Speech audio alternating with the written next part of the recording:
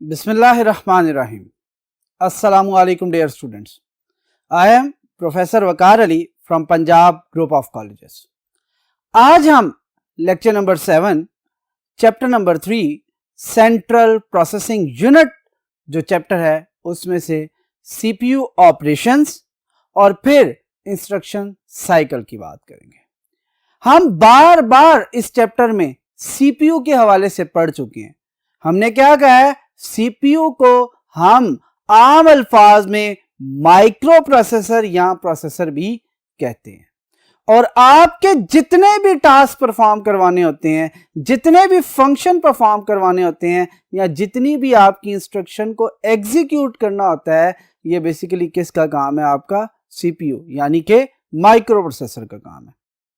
इसका मतलब यहां पे यह है कि वो टास्क किसी भी किस्म का हो, वो चाहे आपका टास्क अरिथमेटिक हो, वो चाहे आपका टास्क लॉजिकल हो, कोई डाटा की मैनिपुलेशन हो, डाटा को शिफ्ट करना हो, वैल्यूज को कंपेयर करना हो, कहता है किसी भी तरह का कोई काम हो, बेसिकली वो किसने परफॉर्म करना है, आपके सीपीयू यानी के माइक्रो प्रोसेसर ने। यहां तक बात क्लियर होगी।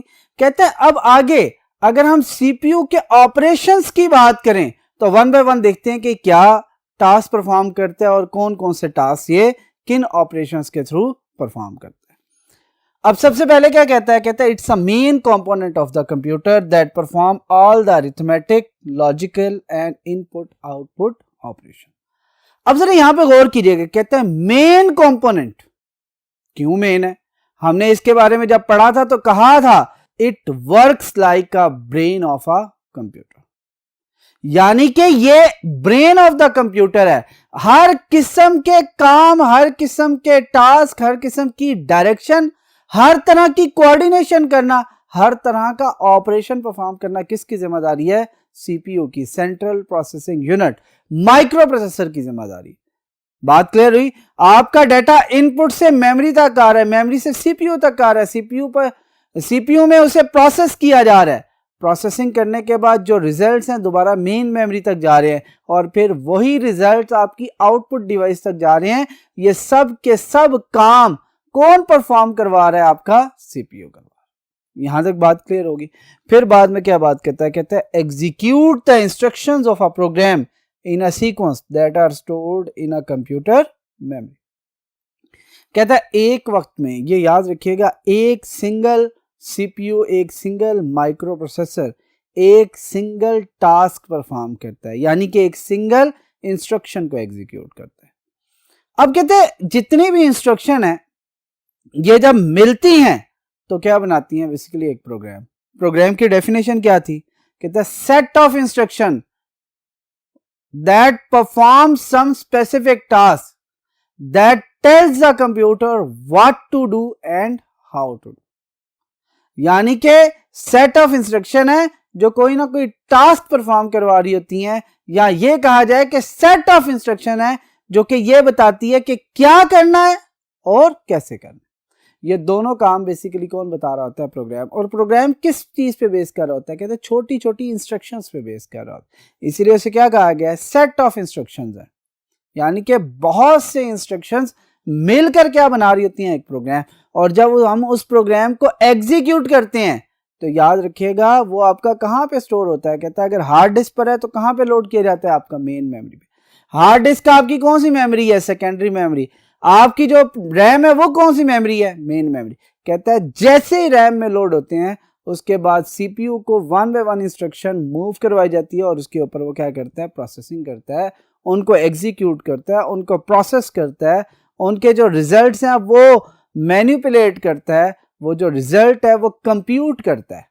बात क्लियर होगी? यानी कि जो भी आपका प्रोग्राम एग्जीक्यूट हो रहा है वो किस तरह हो रहा है, आपका वन बाय वन इंस्ट्रक्शन जो सी है वो एग्जीक्यूट होती जा रही हैं और इन अ सीक्वेंस एग्जीक्यूट हो रही है। यहां तक बात क्लियर होगी। फिर लास्ट में बात करता है, कहता है जी 4 मेन स्टेप्स हैं जो कि सीपीयू ऑपरेशंस परफॉर्म करता है। सबसे पहला टास्क आपका क्या है, सबसे पहला काम आपका क्या है, फेच। फेच करना किसे कहते हैं, हमने लास्ट लेक्चर्स में पढ़ा था कि फेच का अल्टरनेट है रीड करना। और सीपीयू ने जब कोई चीज फेच करनी होती है तो याद रखिएगा वो कहां से फेच करवा रहा होता है, वो मेन मेमोरी यानी कि रैम से फेच करवा रहा होता है। वो डाटा भी हो सकता है, वो इंस्ट्रक्शन भी हो सकती है। अगर तो डाटा है फिर तो कोई मसला नहीं है, लेकिन अगर इंस्ट्रक्शन है तो फिर क्या की जाएगा, फिर उसको डी कोड किया जाएगा। लेकिन फेच जब होती है कोई इंस्ट्रक्शन तो आपको पता है जब इनसाइड द सीपीयू से मूव करवाया जाता है तो कहां पर पहुंचता है, आपका इंस्ट्रक्शन रजिस्टर के अंदर लाकर उसे प्लेस करवाया जाता है। और इंस्ट्रक्शन रजिस्टर ये किसका पार्ट है, सीयू का, कंट्रोल यूनिट का पार्ट है। फिर इंस्ट्रक्शन रजिस्टर में जब प्लेस कर दिया जाता है तो उसके ऊपर इंस्ट्रक्शन डी कोडर उसको क्या करता है, अपनी ऑपरेशन परफॉर्म करते हुए उस इंस्ट्रक्शन को डी कोड करता है। अब डी कोड क्यों किया जाता है, डी कोड करने का मतलब यह है कि उसके ऑपरेशन पार्ट और उसके ऑपरेंड पार्ट को क्या किया जाए, सेपरेट किया जाए और ये आइडेंटिफाई किया जाए कि कौन सा ऑपरेशन परफॉर्म होना है और किस डाटा के ऊपर होना है। कहता है जब ये पता चल जाता है कि कौन सा ऑपरेशन परफॉर्म होना है और किस डाटा पे होना है तो डाटा तो एएलयू के रजिस्टर्स के पास भेज दिया जाता है और जो कंट्रोल यूनिट है वो अपने पास होल्ड करके रखता है उस ऑपरेशन के सिग्नल को और कहता है फिर उसके बाद टाइमिंग एंड कंट्रोल लॉजिक जो है वो एएलयू को कंट्रोल सिग्नल पास करती है कि ये ऑपरेशन परफॉर्म कर दें और एएलयू सिंपली जो उसके दो रजिस्टर्स हैं जिसमें एक्यूमुलेटर और डाटा रजिस्टर है उनके अंदर जो भी वैल्यूज होती हैं उनके ऊपर ऑपरेशन परफॉर्म करता है और ऑपरेशन परफॉर्म करने के बाद जो उसका रिजल्ट आता है एएलयू की आउटपुट पर वो दोबारा एक्यूमुलेटर के अंदर स्टोर कर देता है और फिर एक्यूमुलेटर से उसे मेन मेमोरी में या अगर उसे परमानेंट स्टोर करना है तो किसी सेकेंडरी स्टोरेज डिवाइस पे उसे मूव कर दिया जाता है। अब जरा यहाँ पे देखिए फेच क्या किया, इंस्ट्रक्शन, उस इंस्ट्रक्शन को डी कोड को क्या डी कोड किया और डी कोड करके क्या देखा कि कौन सा ऑपरेशन परफॉर्म होना है और किस डाटा पे होना है। कहता है उसके बाद जो आपका टाइमिंग एंड कंट्रोल लॉजिक है उसने क्या किया, आपके एएलयू को सिग्नल जनरेट किया कि ये ऑपरेशन परफॉर्म कर दे और उसने उस इंस्ट्रक्शन को एग्जीक्यूट कर दिया और कहता है जब रिजल्ट आया तो हम क्या कर रहे होंगे, कहीं ना कहीं मेमोरी में स्टोर कर रहे होंगे। दूसरा स्टोरेज का जो स्टेप है वो सिर्फ एंड पे नहीं परफॉर्म हो रहा। आप ज़रा गौर करें, जब मैंने बात की है फैच करने की तो फैच कहाँ से करके ला रहे हैं, फैच भी हम किसी ना किसी मेमोरी से करके ला रहे हैं। लिहाजा इसका मतलब क्या है कि आपकी जो इनपुट है या जो इंस्ट्रक्शन है वो बेसिकली कहाँ, कहीं ना कहीं मेमोरी में स्टोर हुई होगी। लिहाजा स्टोर का जो ऑप्शन है, चाहे आप फेच कर रहे हैं चाहे आप उसे राइट कर रहे हैं, स्टोर कर रहे हैं, दोनों टाइम पर आपका इस्तेमाल हो रहा होगा। यहाँ तक बात क्लियर होगी। यहाँ पर हमारे जो से हैं सीपीयू ऑपरेशंस जो से हैं वो क्या हो जाते हैं, कंप्लीट हो जाते हैं। अब हम नेक्स्ट बोर्ड पे मूव करेंगे और सेकंड टॉपिक जो से आज का इंस्ट्रक्शन साइकिल जो कि सीपीयू ऑपरेशंस के साथ बहुत ज़्यादा रिलेट करता है उसको डिस्कस करेंगे।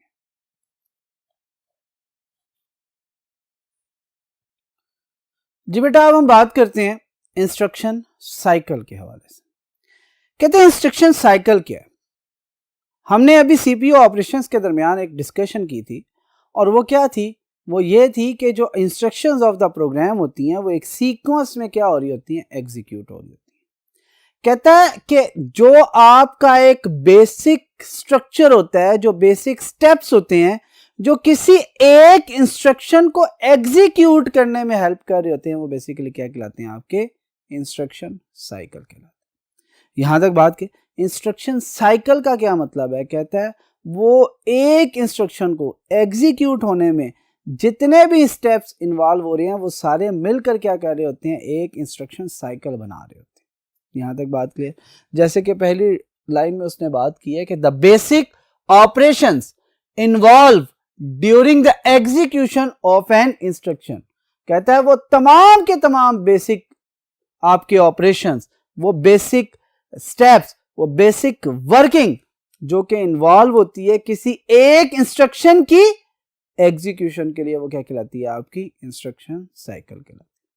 यहां तक बात क्लियर होगी। फिर कहता है कि बेसिकली याद रखेगा कि बेसिकली आपके सीपीयू के कितने ऑपरेशन थे, 4।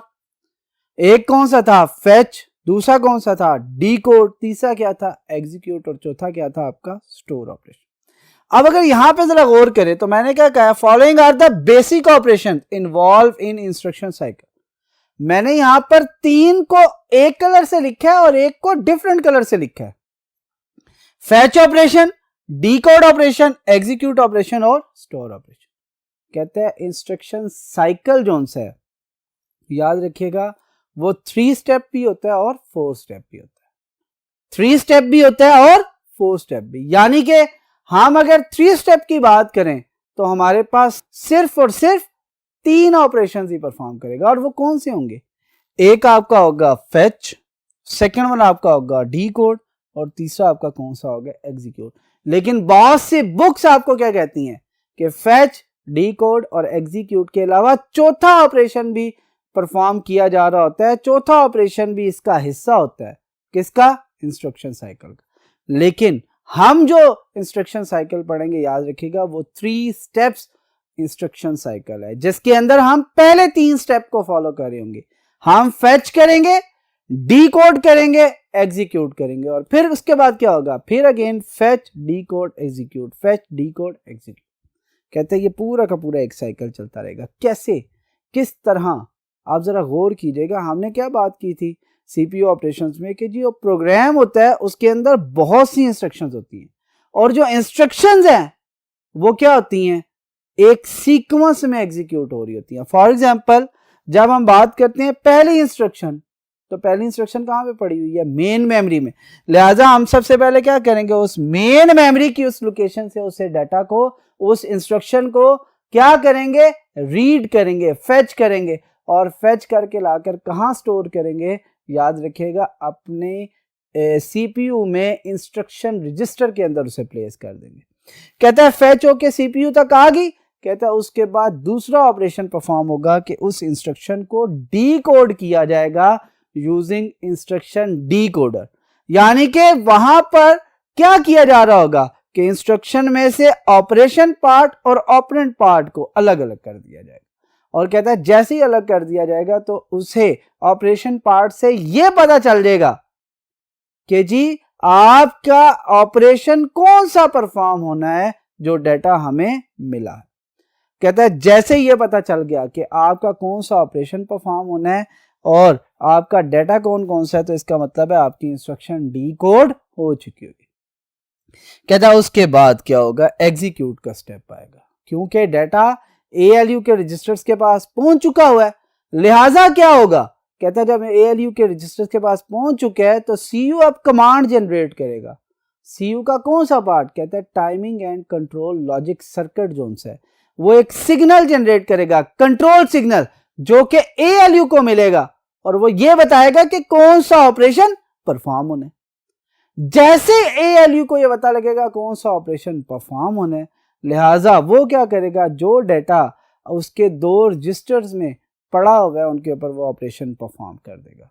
और कहता है जैसे ही ऑपरेशन परफॉर्म होकर आपकी एग्जीक्यूशन कंप्लीट हो जाएगी तो आपका सीपीयू एक नई इंस्ट्रक्शन जो सी है वो क्या करना शुरू कर देगा? फेच करना शुरू कर देगा। और जैसे ही फेच होगी उसे IR में स्टोर करेगा। IR में स्टोर करने के बाद इंस्ट्रक्शन डिकोडर उसे डीकोड करेगा। जैसे डीकोड होगी फिर क्या आ जाएगी? एग्जीक्यूट। एग्जीक्यूट के बाद फिर नई इंस्ट्रक्शन फेच, फिर डीकोड, फिर एग्जीक्यूट, फेच, डीकोड, एग्जीक्यूट। इसीलिए कहा जाता है कि ये स्टेप बेसिकली क्या है? एक साइकिल में चलता रहता है। ठीक है, जैसे ही आपकी एक इंस्ट्रक्शन एग्जीक्यूट हो जाएगी तो दूसरी की बारी आ जाएगी, दूसरी एग्जीक्यूट हो जाएगी तो तीसरी की बारी आ जाएगी और होगा सेम वही प्रोसेस कि हर इंस्ट्रक्शन फेच होगी, डीकोड होगी और फिर एग्जीक्यूट होगी और फिर नई इंस्ट्रक्शन फेच, डीकोड, एग्जीक्यूट, फिर नई इंस्ट्रक्शन फेच, डीकोड और एग्जीक्यूट, और इस तरह आपका प्रोग्राम कंप्लीट एग्जीक्यूट कर जाएगा। यहां तक बात कंप्लीट होगी। अब हम इन फेच, डीकोड और एग्जीक्यूट जो ऑपरेशंस हैं इनको 1 बाय 1 डिटेल में डिस्कस करते हैं ताकि थ्योरेटिकली भी हमें ये सपोर्ट कर सके और जब कभी ये क्वेश्चन हमें लिखने के लिए आए तो इसके बारे में हम थ्योरी भी लिख सके। चले मूव करते हैं टुवर्ड्स नेक्स्ट पार्ट।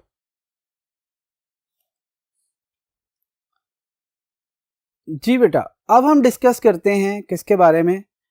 डिफरेंट जो से ऑपरेशंस आपके इंस्ट्रक्शन साइकिल के हैं उनके बारे में। सबसे पहले डिस्कस करते हैं फेच ऑपरेशन के बारे में। फेच ऑपरेशन क्या है? कहता है रीड करके लाना। अब रीड कहां से करना है? कहता है बेसिकली मेन मेमोरी से रीड करना है। पहली इंस्ट्रक्शन को रीड करते हैं, पहले पॉइंट को, कहता है CU control unit. Fetches an instruction, कहते हैं इंस्ट्रक्शन को फेच करता है फ्रॉम मेन मेमोरी, कहां से रीड करता है, कहां से फेच करता है, मेन मेमोरी से, लेकिन उसके लिए उसे कुछ कमांड्स जनरेट करनी पड़ती हैं। वो कौन कौन सी है? कहता है bye sending address through address बस, एड्रेस भेजा जाता है through address bus, and read command through control बस। अब जरा गौर कीजिएगा, मैं कहता हूं जी मेन मेमोरी से कोई चीज रीड करके लाए, या मैं आसान अल्फाज में अगर इसकी एग्जांपल दूं तो मैं कहता हूं कि आप जी बुक से रीडिंग करें, तो सबसे पहला क्वेश्चन ये आएगा कि सर किस पेज नंबर से रीडिंग करें। और वो जो पेज नंबर है ना बेसिकली, वो बेसिकली क्या है? कहता है इनसाइड द बुक को बेसिकली एड्रेस है जो कि किसी स्पेसिफिक टॉपिक के लिए इस्तेमाल किया जा रहा है। यहां तक बात क्लियर हो रही है ना?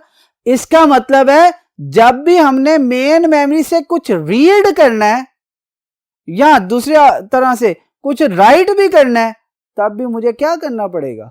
याद रखिएगा, उसके लिए मेमोरी लोकेशन बताना जरूरी है। और मेमोरी लोकेशन को आइडेंटिफाई करने के लिए क्या चीज जरूरी है? एड्रेस। और कहता है एड्रेस जोन से है वो सिर्फ और सिर्फ थ्रू एड्रेस बस ही ट्रांसफर किया जा सकता है। इसका मतलब है कंट्रोल यूनिट ने जब भी कोई इंस्ट्रक्शन फेच करनी है, रीड करनी है मेन मेमोरी से, तो उसके लिए वो दो डिफरेंट चीजें, दो डिफरेंट इंफॉर्मेशन सेंड कर रहा होगा। एक एड्रेस थ्रू एड्रेस बस और दूसरा रीड कमांड थ्रू कंट्रोल बस।